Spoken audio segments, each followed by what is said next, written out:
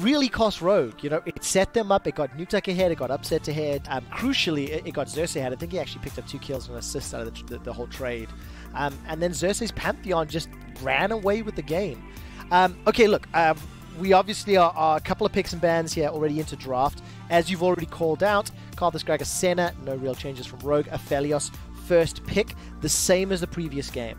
Unlike the previous game, with the Xia, Kalista, Syndra being banned, the Renekton is open and available. So that has now been the pick along with Nautilus in place of the Xia. You would assume MF will get locked in first rotation to sit next to that Nautilus. We've seen them paired so many times together, and you'll assume the Tahm Kench for Rogue. So what else do Rogue want to lock in during this first phase? Well, I will say hold your horses on the Nautilus. That could go mid lane here for Nukeduck. You never know when he's playing there. I do like the Tahm Kench to come through. I think that makes sense for Rogue right here. But the big change up, okay, yes, the Ornn. I like that coming in early. So OG was already coming in with some differences in their game plan. They didn't want the early Azir, so they banned that one away. So now that Rogue don't have a mid laner to counter pick, they're going to blind pick. Who are they going to blind pick for? It's probably jungle or top lane. But knowing that Ornn was the pick last game for Rogue, I think OG would have banned that one. So both teams are sort of playing some mind games against each other, going for earlier picks on some champions that very likely would get removed in the second phase. But that's also what you want to see in a best of 5. We're 4 games in, you know. Not only is there the patch that you have to consider, but then you've got player preferences, hence the reason Karthus and Gragas has been banned every single game, along with the Kalista and the Syndra. Get those off the pools. Then you start to have this in-series meta develop. The Renekton has been a common thread that I'm sure many people will debate for many days to come, especially depending on what Alphari's performance is going to be. But now I am very excited. What is Xerxe going to run in the jungle? Well, Karthus is God, Gragas has got Olaf, Jarvan.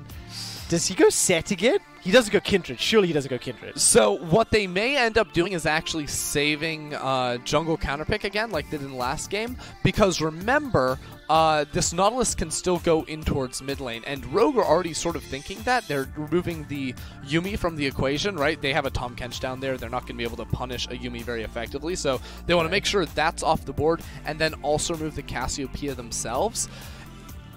This is really interesting for me because I actually think this is a game where you could probably run the Nautilus in mid lane. So what they're going to do is they're going to block in the Sett. Now, Sett can go top, jungle, mid support. Nautilus can go mid support. Renekton can go top lane, mid lane. So there's a lot of flexibility left here for Origen, and I'm pretty sure we've actually seen Nukeduck play that Renekton in the mid lane before. We have. Yes. No, we absolutely have. And okay, so the reason I love this is like my head, dude, it just tunnels, right? I can only think so many layers, significantly fewer layers than you can, my friend. So I had already just assumed that it was MF not bot, and then, you know, you throw in all this flexibility. One of the things that Origen was praised for at the beginning of the split, draft Kingdom, draft Kings, they were incredible. Then towards the second half of the split, the meta changes and it shifts, and then we're like, draft 50-50 coin flip, we either love it or we hate it. But I really like what I'm seeing. And now on the other side, the Irelia is locked in, which also means the Ornn and the Irelia could swap as well, couldn't they? They could, in theory. We'll wait on that because, of course, like Finn is like the acclaimed Irelia player here, so could rock that in top lane. So Origen have gotten what they want. They wanted to put Inspired on Sejuani. This was a run back of the second game's draft where they banned second phase Olaf and Jarvan, and Inspired's fallback was the Sejuani. So now it is going to be the Sett in the jungle, of course, with a LeBlanc in the mid lane. So Sett's the only like odd man out here, which ends up being pretty expected at the end of the day, of course. And when you're looking at it, Origen probably aren't going to flex Renekton into mid lane. Like, Alphari has just loved Renekton so far this, but like, they're always first picking this champion for him. So it's going to be pretty standard when all is said and done here. But I am concerned about the Sejuani pick, about the Ornn pick, because now that there's a LeBlanc in the equation, it's really hard to lock her down with this more predictable CC that has a long travel time, when usually that's your big strength. Against a LeBlanc and against a Cleanse MF, that's going to be much harder to lock down. Yeah, absolutely the case. And now we get to see what Larssen can do on another stylistically different pick, right? Game 1 and 2, game played around mid lane. Nukeduck and Larssen not really hugely involved.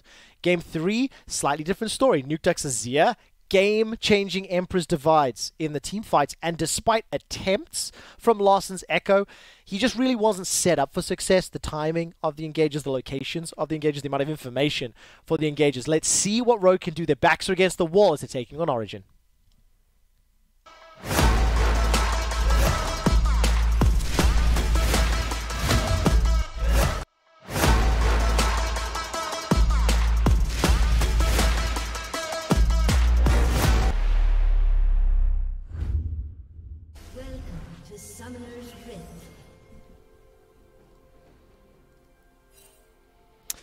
And welcome back to, as I've already mentioned, what could be the last game of the day.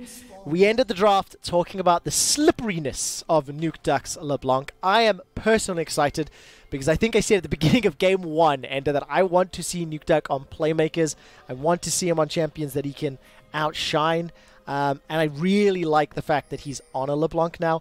Xerxe Sett also was very exciting when he ran it in game 2, I think it was. It was 2, and now yeah. when you combine Sett plus Renekton, Sett plus Nukeduck, I think a lot of people are going to be able to dunk on enemies. Yeah, you got some fun stuff for sure in this game. And I'm already looking at like the summoner spell choice for Nukeduck in mid. It's not a teleport, which is standard. It's an ignite, which is immediately sending off alarm bells into my head. Why would a LeBlanc take an ignite in this matchup with a Sett? Wait a second, maybe we're looking to play around mid lane, because you think about it, Larssen, if he's ever going forward for minions in mid, this is something I like to talk about a lot with melee mid laners in particular, because the lane is so short. When you have a ranged mid laner, it's super hard to gank them when the lane's in a neutral state, because when they're last hitting, they're 550 units away from those minions. When you have a melee mid laner, you have to really extend to get those last hits, which makes mid lane gankable. Now with a Sett in the jungle, I don't think it's super likely, but LeBlanc has a lot of setup CC, and post level 6 with Predator Boots, Xerxe can certainly point and click on anyone on the map, and I can't see why Irelia would be any different. Okay, so just as I started talking about LeBlanc, and I've been very excited by it, Upset takes a lot of damage. He gets exhausted, actually, as Destiny caught the dredge line. As you all know, we've got a fantastic stats team behind the LEC production squad, and they're working with us as well. I got a note on my chat saying, hey, Trev, I know you're hyped about LeBlanc, but hashtag warning. Nukeduck is 6 wins and 16 losses all time on LeBlanc. So he's like, I know you're excited, but the stats maybe say otherwise. So let's see if he can add an additional win to that column, because that is not a particularly strong win-loss. No, that's not here for Mr. Nukeduck. And honestly, there's not a ton of great targets for the LeBlanc to hit later on in this game, which is why when we get into the team fights, it's going to be all jump on Hansama for Origen. That's the idea. Last game, it was Alphari. He was doing it pretty much solo. Sometimes Xerxe would get involved. In this game, LeBlanc's mission in life is going to be to get Vander to pop his Devour, because the second he pops his Devour and then Hansama comes out of it, that is when an Alphari flank can come in, Xerxe can pick up a frontliner and dunk him straight into Hansama's back. Like, that's the type of play that they need to pull off, and it really is just as simple as distorting forward, dropping a QR combo down onto Hans, and forcing Vander rather try and soak up all that burst damage. Yeah, then you just let Renekton, Sett, bullet time, do all the rest of it, right? And jump forward. I mean, okay, let's take a look at what happens. Quick pause, Trevor. Here's the dive. Yes. So this is what I talked about in game 2. Is diving with Sett jungle is super good because of your W, and also because the enemy top laner can't run away. Now, Finn smartly just upgraded the Ruby Sapphire, so that's 180 extra HP. Let's see if he can dodge the gank. Very good knock-up. That's going to allow 2 tower shots onto Xerxe. He manages to go Super Saiyan and spite some melee, but he gets the teleport out of Larssen. That is still a win in the Origen book. It's a big win right there, too. You know, you get the TP out. Now, I think Finn will probably teleport in towards mid lane to soak up that minion wave. That should come through now. He's just waiting for his mana bar to come back up. No, he's actually going to teleport into top lane. So they're just going to give up that full... I think this is a mistake from Rogue. So what they could do is they could both swap for 1 minion wave and then trade back. What ends up happening is now Finn is going to recover some EXP in the top lane and some gold off of those minions coming on in, but Larssen is denied 3 melees on top of the wave that he soaked before that to go up into top lane. Now, he picked up a couple from top too, because Finn just started channeling his recall, but if you're trying to min-max there, I think Rogue could have played that better. Oh my word, this bottom lane has just been trading all day, and Ender, I want you to explain it to me, because Xerxe just comes running in with the Predator. Look at Hansama! Inspired is in range. Hansama's flashed forward. He needs to get the flamethrower further. Upset and Destiny, they've managed to put range. Not going to be enough just yet. First blood picked up by Alphari, who teleports bottom. It was a melee in the bottom lane, and it started with consistent damage trading between the duos. It's just a heartbreaker right there for Hansama. Unbelievable. Upset and Destiny were just a sliver of HP away from going down, and he was 1v2ing that. Let's be honest, Vander was running away. He was doing everything in his power to turn that play around, because there was no escape once the teleport started coming in. Now this, in all honesty, is a pretty good read from Inspired to be down here at to try and counter-attack this gank coming in from Xerxe. But the TP mismatch, because Finn teleported back into top lane, he could not respond down towards bot side. Hansama had to run forward to keep his teammates alive, was just hoping for a kill, and it did not work out in the end. It really didn't. So Origen get first blood. They're not done yet. No. I mean, Destiny and Xerxe are now looking for a They're play. one and the same now. Yes, it's just my brain, just like combined them. But I'm going to wait to see if we've got a moment. I just want to remind everybody, we've not really hit it too hard, but this is still an elimination game. This is a gauntlet, of course, in the lower bracket. Misfits were eliminated by Rogue, and Rogue are again in a do-or-die match. If they lose this game, they go done. Of course, because of their seeding from the regular season, they get placed into the lower bracket of our playoffs. And holy moly, even if you win the series, you are set up with a showdown against G2 eSports on Sunday for the final position on the finals weekend. Now, Ender, I want you to add onto that in a moment, because as it stands, Larssen is going to get jumped on. Dredge line will catch him and pull him backwards, and with the combination from Nukeduck plus the Ignite, it will be a kill, but it's traded 1-for-1. And again, let's touch on the fact that OG, they weren't even meant to play today. Sure, that's the crazy thing, because, like, say what you about Rogue, right? Their backs are against the wall. They don't have the luxury of double elimination, but they finished, you know, they just squeezed their way into playoffs right at the end right there. OG finished in 3rd place, and they said, hey, if all goes according to plan, Mad Lions lose. We only have to play one best-of-5 this weekend. And then you play against Mad Lions, and that's not too bad, right? But everything did not go according to plan, because G2 ended up losing that series because they were the higher seed. G2 was the squad that got the bye. So now OG had to come into this week not only playing G2 on Sunday, assuming they win this game, but also this series against Rogue, making prepping for these series much more difficult. Like, how do you spend your time? Do you split it between the two teams? Do you all in on Rogue and then hope for the best against G2? Do you all in on G2 and hope for the best against Rogue? Like, there's no really good answer right there. So because everything, you know, broke down in that manner, OG came in and had to, you know, put up a strong performance today just to get to face down G2. Just to earn the rights to face the defending champions. Right now, the Infernal Drake is going to get easily secured here. Xerxe, he did pop the Predator, won't find a target. Look at top lane, though. You talked about the prep, Ender. We've already praised Xerxe for reading Inspired. Now Alphari is looking to dunk down on Finn. He's got himself the Bilgewater Cutlass already. He threw down the Dominus, and he's farming between the towers again. Proxy farming, as you will. Dirty farming, depending on your preference of terminology.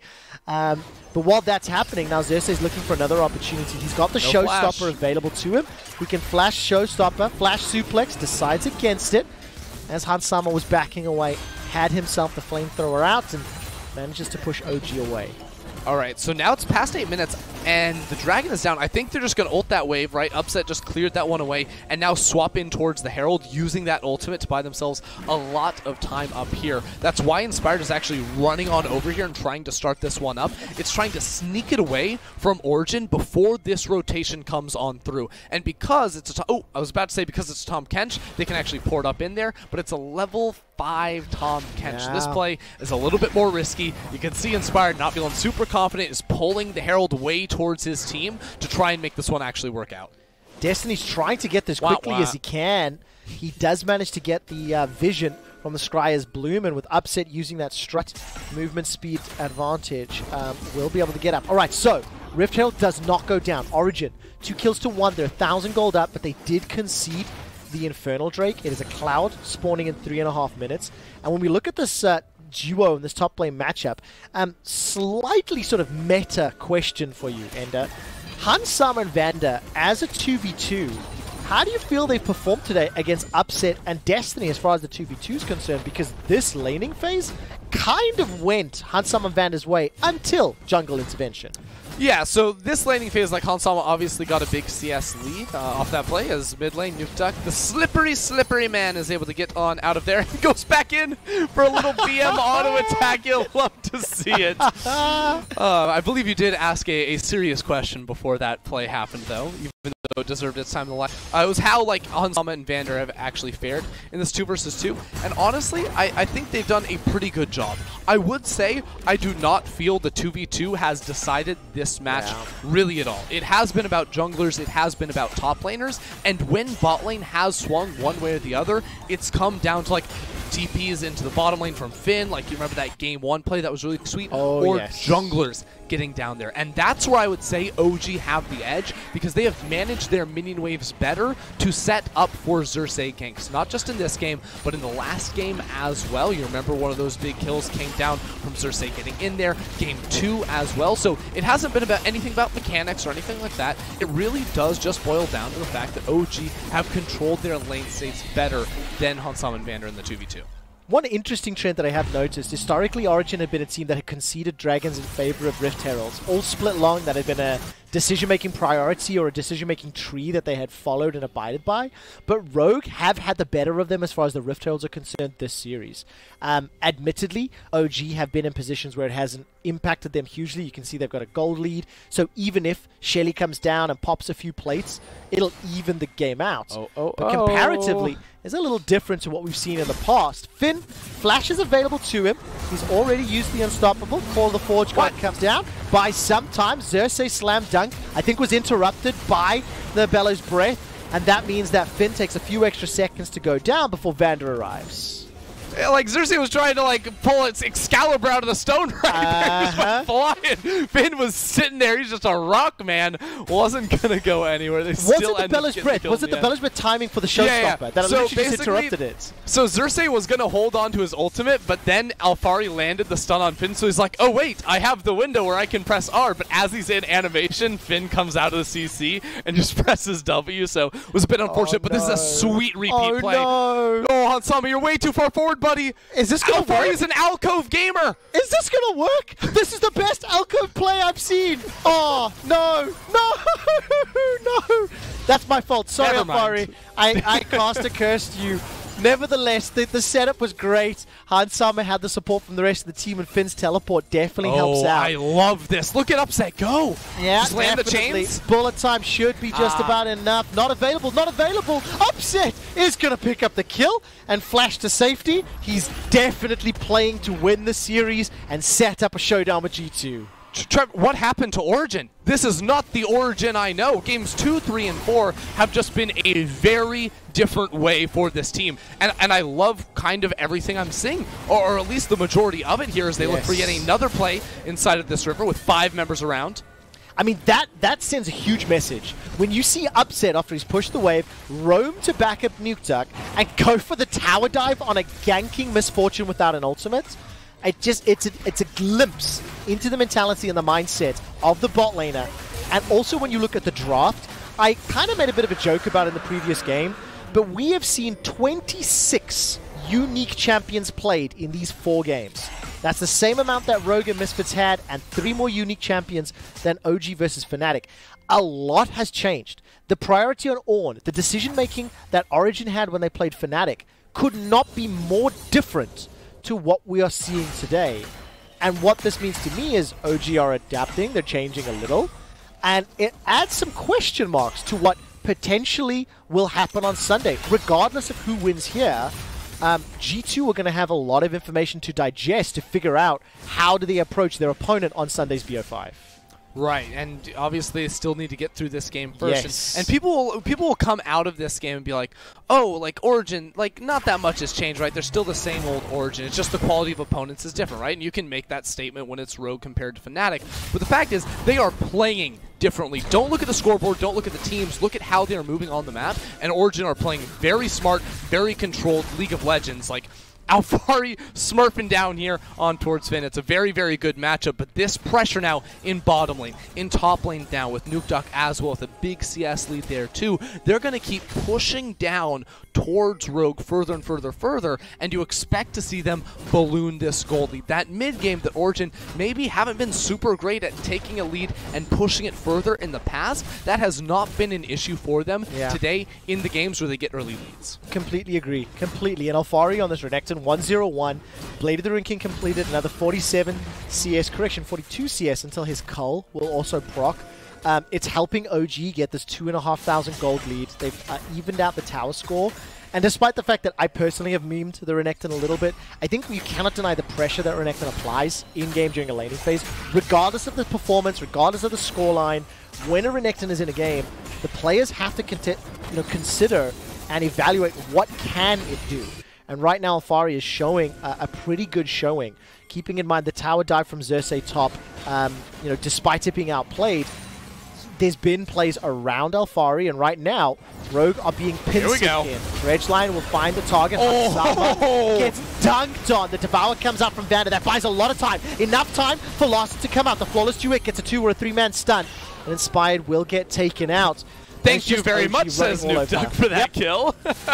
Able to pick that one up easy peasy right there. That was a really good position for OG to look for a fight inside of that tight corridor with all the AoEs. You saw Xerxe again picking up Inspired, throwing him down onto Hansama in the back line with the ultimate from Destiny 2 coming on in there. Those are the types of plays Origen are going to continue to try and run in these skirmishes and in these fights the later we move in.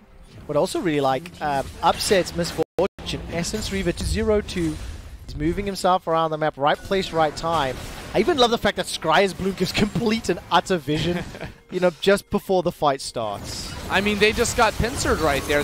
Rogue thought they were going over towards Larssen. Little did they know Xerxe was sitting right there to be able to find that collapse, and it's very hard to run away from this team. Lots of slows, lots of CC. Someone's going to have to die, and that's going to be Larssen there taking one for the team. 4,500 gold. Bounties on Alphari, Nukeduck, and Upset. You cannot ask for a better setup if you're an Origen fan. And now Rogue, they will get themselves some time on the second Rift Herald. But Origen are around, and they may want to contest. Bullet time is up for Upset. And this Herald is going down fairly slowly. Nukeduck's around as well. There's a flank from Xerxe. He's popped the Predator. He's looking for an engage. There's no showstopper to stop the show for Rogue. And the Herald will finally be secured. Now, pickup is done. And I'm waiting for the engage. Destiny's Look at Alphari on the bottom. And Destiny's ultimate is just about to come available. Dominus as well. They need a few more seconds. Waiting for the go. The bullet time destroys Rogue. It is time to go home, as Rogue have lost 4 members. Finn is the only one standing. That was a team fight of beauty. Absolutely. That's the difference between thinking you're going to win a team fight and knowing you're going to win a team fight. Rogue thought they could win. Hansama was stepping forward, trying to put down some auto attacks on towards Xerxe. OG were smashing them as Alphari able to pick up the kill, able to flash away from there. Finn will go down, saving his tower, but another kill going the way of Origen, and now a TP to boot. That was a really valiant effort from Finn, though. Will it have set up a kill for Larssen? No. Larssen's going hunting. I don't think he knows he's baiting him. He doesn't know. He doesn't know. The stun comes in. Alphari's going to dance and dash around. Vanguard's edge by some time. But it's Alphari that gets in. Come on. A new champion appears. Let's find out how effective he is. Inspired is chasing Xerxe. Just quit. In Trumpil. Oh, and it is not super effective. Inspired will not be able to set anything up as Destiny uses the dredge line to safety. Now Upset, he starts to back away. Moonlight Vigil comes down. Destiny stays alive. Finn face plants into the wall. That's a Devour as Vander brings up Hansama and spits him to safety. Rogue are throwing themselves into the meat grinder, and Origen are eating them alive. Oh no, Rogue are getting restless right here. They're just throwing everything and trying to get a kill, but all they end up doing is feeding more and more over into the waiting arms of Origen. That's now 8,000 gold here, completely blown open. That's the mid-game we've been wanting to see from Origen. They pick the right fights, and once again, it is coming off of these these beautiful flanks from Alphari. He is finding a way into every single fight that makes Rogue have no reasonable way to escape. 14 stacks on Nukeduck's Magi's. 405. Oh. Upset. 405 on his Misfortune. I don't know how much gold he has in his pocket. If our preservers could flick over. Let's see how much he's going to spend. Oh, he's already spent it. Thank you. Missed that one. 205 for Alphari's Renekton. They picked themselves up the Mountain Drake a few moments ago. The Cloud was mistakenly on the wrong side. We have obviously rectified that. So it's Cloud and Mountain on the side of Origen. 6,500, 7,000 gold advantage. They're on match point. They're 12 kills to 1 with a hella fed. That is the technical term. A hella fed LeBlanc. And right now, Origen are looking like they want to close the series out 3-1. Yeah, and I mean, Rogue know what's happening to them as well, right? You don't see these sort of desperate plays unless you know you're just miles behind your opposition. Because once again, Nukeduck is going in and maybe they find the turn. Really nice distortion. None of the call. The Forge God doesn't land at all. 2 more kills for OG. Nukeduck goes down, and the only solace that Rogue can take is dropping his Magi stacks in half. That's it. That's the biggest celebration, and maybe a little bit of gold from the shutdown. 2 kills to 14, 8,000 gold lead, and OG aren't done yet. Oh, I can't believe it. Finn actually missed the punchback on the Forge God right there. They end up losing another team fight, and like Rogue, what do they do at this point? This team, they have to be trying to fight. You know, they came into this season with so many expectations, yes. I feel, right? After, you know, upsetting Splice last year in the best of 5s, people thought they could make it to Worlds. They didn't do that, but they made upgrades to their roster. I just... Oh. Now you're looking at a situation, right, where your backs are against the wall, the enemy team is up 2-1 in the series, and now you're down almost 10,000 gold, and you're missing Ornn ultimates. That has to be devastating to your mentality. But it tells you so much about their mentality, and Rogue was supposed to be the 4th best team. If you go back to pre-Spring Split expectations, looking at the roster, looking at the organization, looking at development last year, then Misfits and Mad Lions, honestly, come out of nowhere, right? They surprised a lot of people. Mad Lions surprised so many people, they eliminated G2 from the upper bracket last weekend. And Rogue were watching, maybe envious. The Mad Lions story was supposed to be Rogue's. And now Rogue are on the brink of being eliminated by Origen. They have put up a fight, but they have been mostly outclassed this series. And unfortunately, when you see those mistakes, like the Ornn ultimate, albeit, look, the team's down 8-9k. That's not the reason they're going to lose the game in the series, but it's a glimpse into what level of pressure these players are under. And while Rogue feel completely helpless right now, just trying to put the pieces together of this puzzle of how to actually come back, there's a walk in the park for Origen. There's absolutely no pressure on them. They're up a series. They're winning by a mile in this game. Full control over the map currently. It's up to Rogue to just keep trying to force plays, throw themselves into Origen, and all Origen have to do is catch that toss straight on in and punch them right back in the teeth. Right, so let's see how they finish the game out. 4 towers secured, Ender. There's a Mountain Drake in a minute and a half. They've got a Baron to play. Oh, just kill Rogue. Go. That's the plan. 4 members of Rogue are stuck inside the jungle as Hansama is now backing away into the lane. Moonlight Vigil, I don't think, does absolutely anything, and Inspired is already down. The Glacial Prison did not matter at all.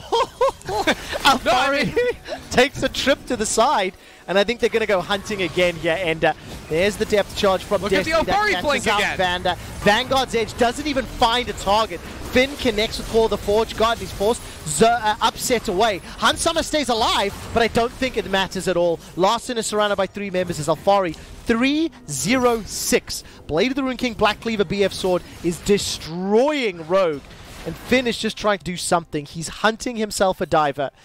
And Destiny, even with a little bit of time to dance and taunt, Finn will be the next target. Yeah, Finn is now stuck in the middle of 5 members of Origen, tries to run towards upset, and Alphari's going to flash forward. They just want blood, they want kills, and they want Finn. Finn with his 3rd death of the game. Now Origen take yet another before recalling in Silent Inspired. Hey, he doesn't know if they're on the Baron or not. He's going to jump into the meat grinder now too. Do you know here in Germany they eat a lot of wild boar, and I think Origen have taken a liking to the flavor. Hans Summer manages to pick up a kill onto Nukeduck. How? Honestly, I'm not even sure, but again, it's reset the stacks. By the way, Nukeduck got up to 16 Magi's, died, dropped to 8. He went up to 16, died, now he's back down to 8. This is the minigame. Oh no, they're all in the bush, aren't they? Hans Summer! He's going to survive for now. Devour spits him back out. Oh, the shot groups do a lot.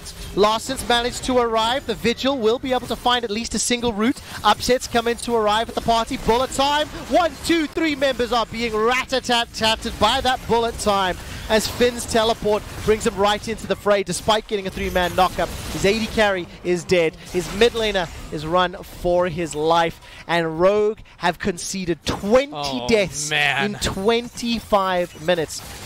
Origen can decide how they want to play this game out, but they are poised to win. And it actually... Not again! Not again! Please, not again! They can't keep getting away with this! No, you absolutely cannot. They can't keep getting away with this, Trevor. There is a lot that will need to be unpacked. There is a lot of decision-making. Like, Ender, you said at the beginning of this game, it was decision-making in Game 3 that cost Rogue. The draft was fine, right? They could have made it work, but they picked bad fights. And now, when they are more desperate than they have been all year long, with no more room for error, there are unfortunately too many errors. Yeah, I mean, Origen, like, there hasn't been a ward in the river for the last 8 minutes. That's why Inspired keeps running in. It's because he thinks Origen are on Baron, but they're never on Baron. They're just waiting. They're just looking for more and more picks here, so... Continue to blow up that advantage even more. Now it will be the next Mountain Drake of the game for Origen. Rogue taking this time to get vision, but it's a long way to go. I'd like to play one last mini game with you, Ender, and it is a slightly positive, uplifting one. Will Nukeduck hit 20 stacks? Give me a yes or no. Yes. Let's find out. He's going to hit 25 stacks after this fight, Trevor.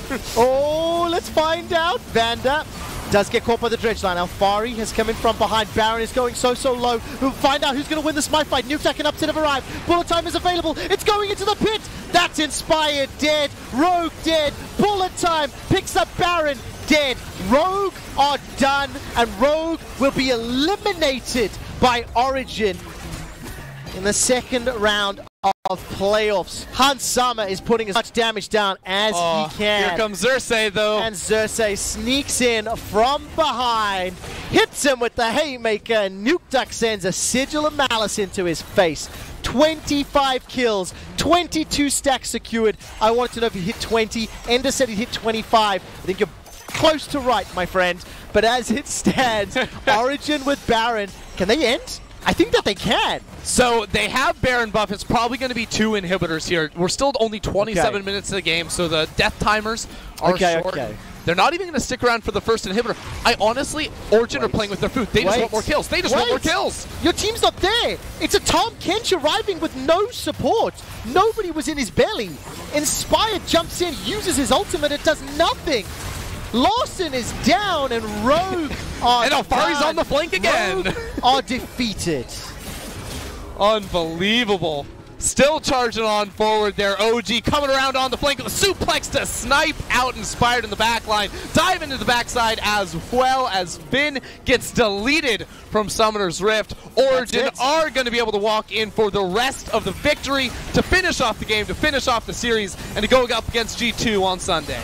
There's no doubt about it. Origen with a better team today, defeating Rogue 3-1.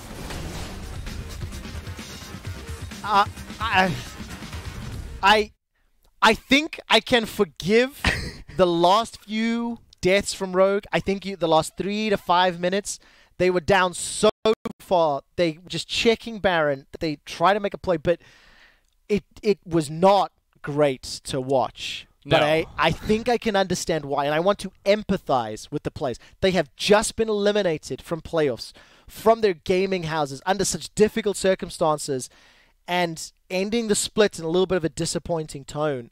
I can empathize with why they did it, but all kudos and congratulations to Origen. They earned the victory today. Absolutely, Trevor. And, you know, Rogue showed up on the day. They came out with a very impressive Game 1. Took pretty much everyone by surprise, in all honesty. And they put up a solid fight. But on the day, Origen just played better League of Legends. Xerxe absolutely showed up in the jungle, red inspired like a book.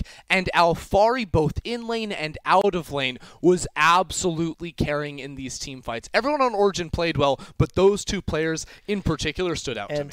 I also want you to know that 2 out of the 3 fastest victories that Origen have picked up this year happened this series.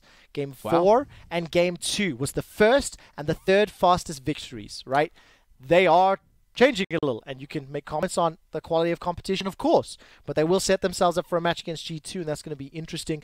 Quickly, while we're setting up an interview with Xerxe, I want to ask everyone to jump on a Twitter and please vote for your Kia player of the series. At LEC is the account, and the 3 candidates are Alphari, Xerxe, or Nukeduck. And it's an interesting one because I think, honestly, I actually think any one of them could win, but I think I'm leaning towards Xerxe. Yeah, I mean, Xerxe played a great series. Alphari played a phenomenal series as well. Yes. I think this is going to be a tough one, but I do just feel like I need to re-emphasize, like, Origen made huge strides from last week to this week. The amount of change, I don't think they've changed that much over 9 weeks of regular season gameplay, in all honesty. And the fact that you can spin on a dime and completely come in with a new mentality, with a new idea of how to play out these critical moments of the game, has got to give Origen fans so much more faith.